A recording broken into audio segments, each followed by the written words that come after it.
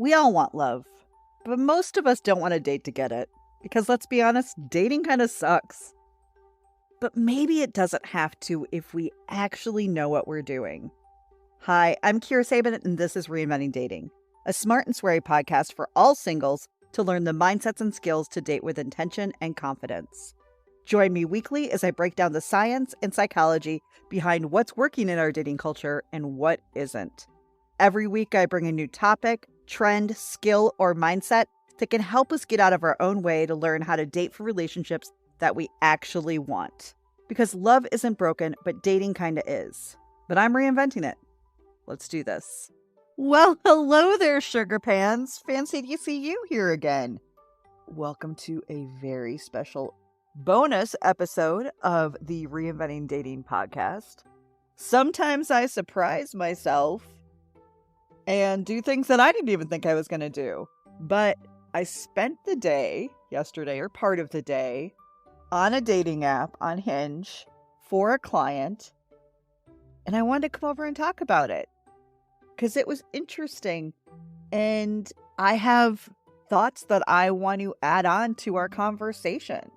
So here is a short and quick bonus episode of what it was like as a married dating coach on Hinge for an afternoon with a very cute, slightly grumpy, quite old dog snoring in my lap if you hear it in the background.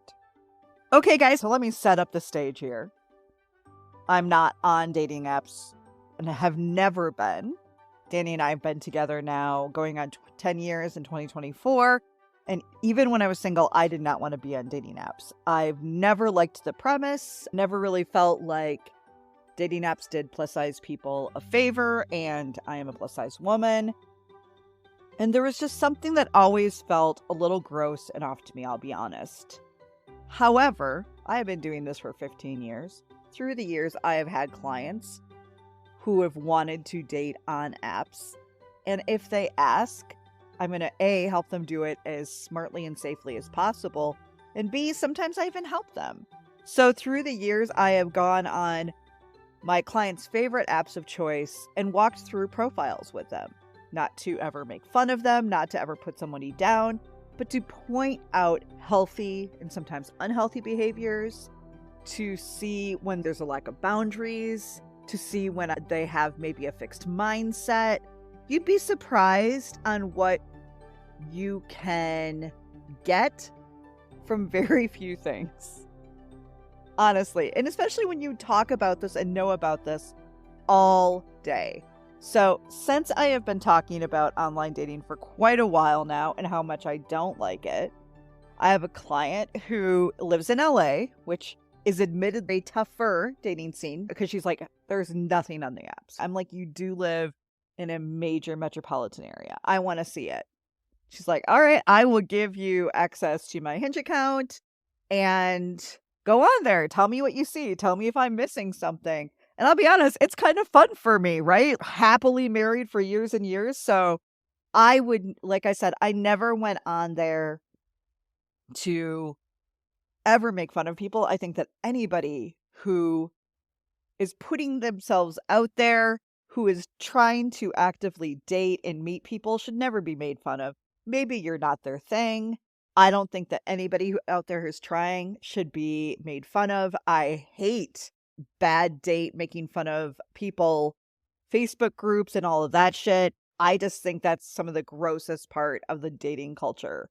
And I also think those kind of mindsets keep us stuck, keep us in a really weird space in our head, and certainly don't help inspire or give hope to us. But anyway, I talked to my client. I love this client. She's actively dating and really struggling. And I'm like, how can I help? I love you to pieces. How can I help? So I'm like, I'm going to hang out on your Hinge for the day. I want to look at what's around you. I want to see if I see anybody who could maybe be a great person to go on a date with. And like I said, I actually did that for about 3 to 4 hours yesterday. So I put some real good time in. Danny joined me for part of it. I threw it up on the TV so I could get his thoughts too, with permission from my client, who knows Danny and thought it would be great to have his take. So here are things that I noticed going through Hinge dating app in the LA area yesterday as a married dating coach. Number one, you can't get shit off these profiles. You really can't. So I was actually pleasantly surprised at the app, meaning that the way that it's laid out, it's very bright and fresh. It's easy to read. It's easy to scan people quickly, obviously, with pictures and little quotes and things like that. But of course, this is still going to be a super shallow, superficial dating app because the majority are pictures. There is people, and I don't know how much you have for options. If it's basically like, we recommend 5 pictures and 3 quotes or 3 things about yourself. I don't know what they're recommending. I don't know. So I can't say that. But I will say that looking through this, most of these gave me so little information about people. Now, some of it were the users, some of it was the app, but I couldn't get like enough of a hold on basically anything to say, yes, I think you should reach out to this person. So it's so easy to go, okay, no, I guess not. Okay, no, I guess not. Because I'm not looking for something superficially for her, right? Like I'm looking at pictures, but not much. I'm looking for the content. I'm looking for the audios that they had, which I thought was a nice touch. Hinge. I'm looking for what people are sharing. Like somebody yesterday said, I'm crazy about gratitude and the growth mindset. And I'm like, ding, ding, ding, ding. I don't know how you would use this to date because, especially on something like Hinge, and I've certainly looked at Match.com profiles through the years, Tinder, all the things. Like, I have had clients, I have friends, but there's not enough to find out to say yes to any of these people. So it forces us to be superficial. Okay, I think they're cute. They're in my area. We match up on sometimes drinking, no smoking, doesn't want kids, whatever it is. There's kind of those gatekeeping, which is exactly what I think that if online dating should be doing, putting you in front of people who want similar things than you, who possibly have similar values to you, things like that. But you can't. And this is why I'm pissed off right now at dating apps, because these are multi-billion-dollar companies. How do they not have more people like me who know what good relationships are, who know how to create healthy relationships and how to help people find and get the information they need for healthy relationships? I'm frustrated by them choosing to share a travel story, which I thought was a great touch, or what food you're going to buy for the table, and not get into any kind of meat of it, which I'm now going to say also pisses me off because it makes me know how much they want to make money because we're not asking people to step up at all. We're not asking people to, hey, if you want to be here meeting people and you're paying us, well, we're going to do you the favor by asking you actual legitimate questions that could help somebody figure out if they want to go on a date with you. Isn't that the whole point? That's the whole point. I'm irritated that they are feeding that frenzy, that, and what I'm about to talk about, gamification of love to keep users on versus pushing people to say, hey, if you're going to be here, let's dig in. Who are you? What can you share that's clearly appropriate for a dating app, right? I don't want people sharing their trauma. And by the way, lots of people did, whether they knew they were or not, in their answers. It is fascinating. And they didn't think that they were sharing it, but they were. And if you work with me, you actually recognize that and know that. But you can't really get enough information off of these apps to help you. So then it's just confusing, or I don't know, maybe, or then you're asking lots of people and it feels like a numbers game. So the next point I want to make, number 2, is that it feels very gamified, which isn't really great for anyone. Now, that word means something to me because I teach courses online. In online teaching platforms, the last few years, they've added something in called gamification.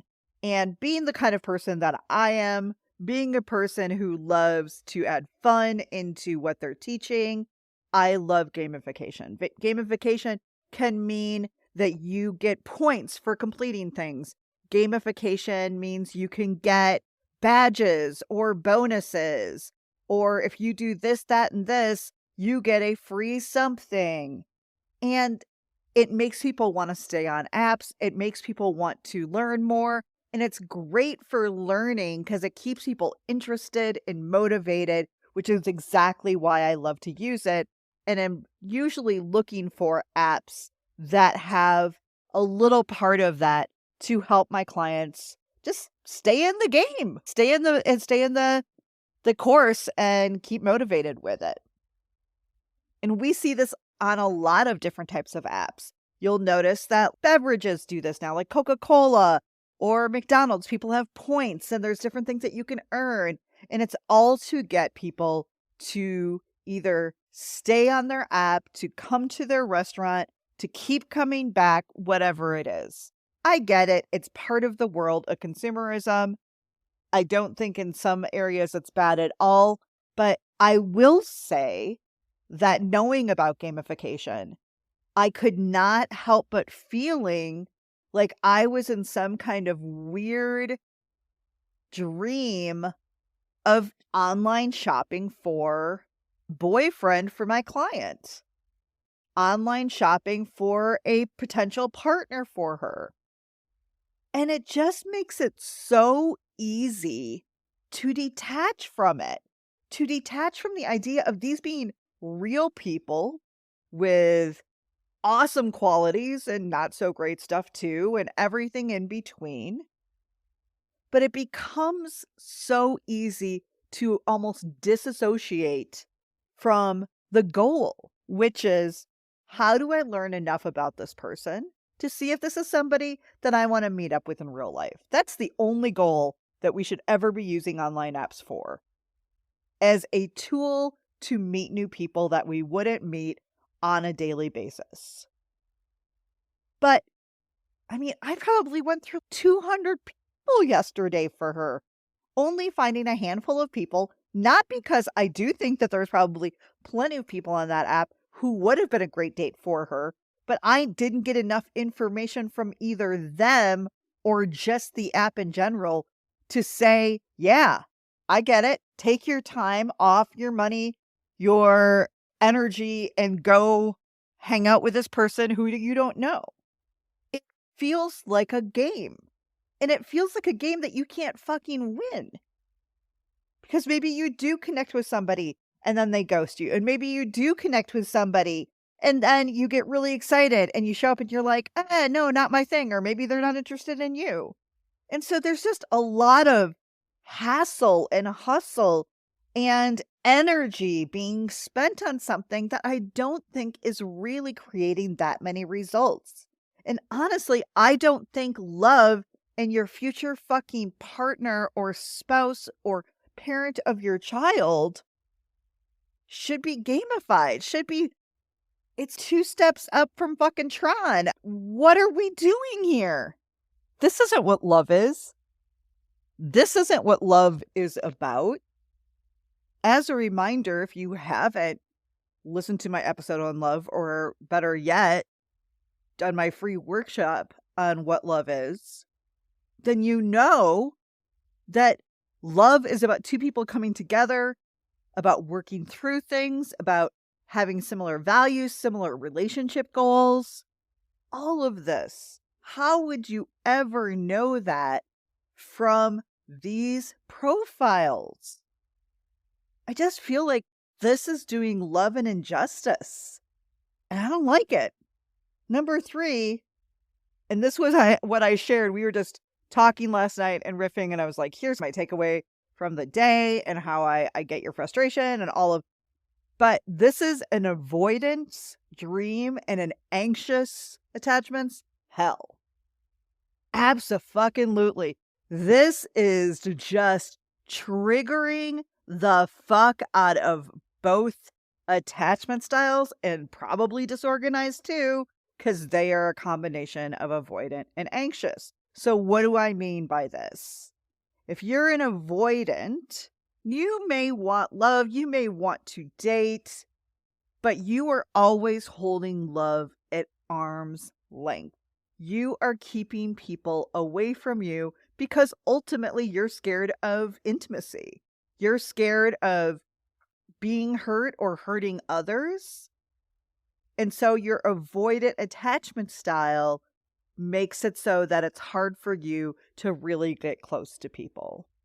So let's say that's the way that you maybe don't even realize you feel about life, how you act about dating and relationships, and then you go on a fucking dating app. The other thing about avoidance is they're looking for the fairy tale. They're looking for perfection. They're looking for like the dream relationship.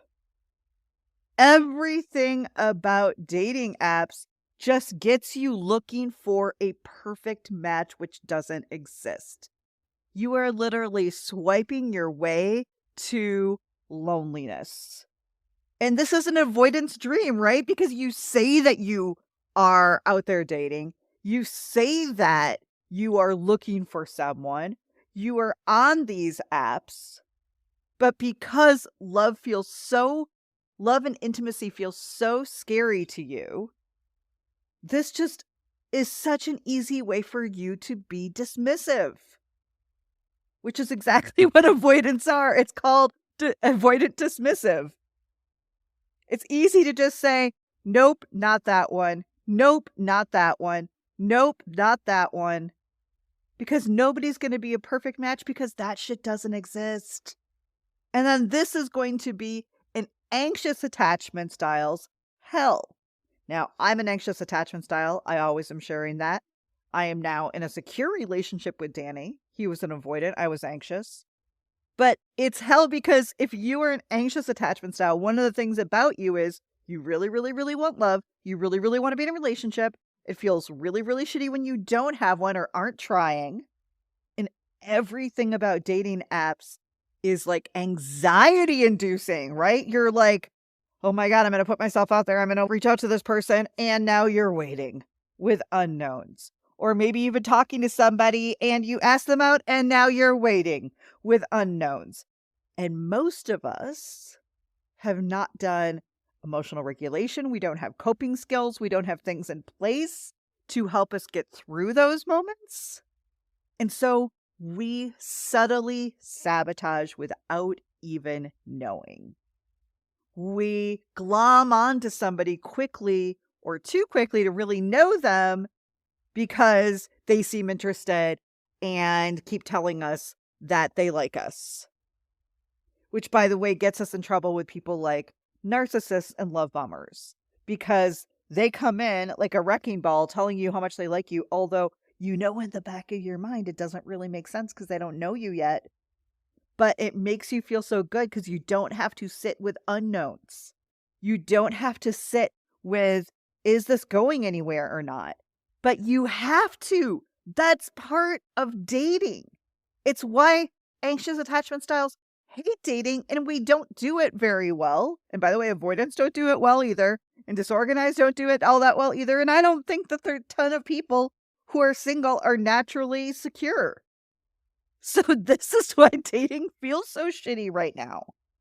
Because anxious are over here waiting for the text where it was a lot easier 30 or 40 years ago because we just realized people had lives and there wasn't phones everywhere and there wasn't easy and instant ways to contact each other. But I can see how if you are on apps, how this would be triggering people's attachment styles and sabotaging them without them ever knowing it. and they think they're actively dating and they think that they're actively trying, and they're not. They're just not. More than ever, I stand by what I said. I get the appeal of online dating and dating apps.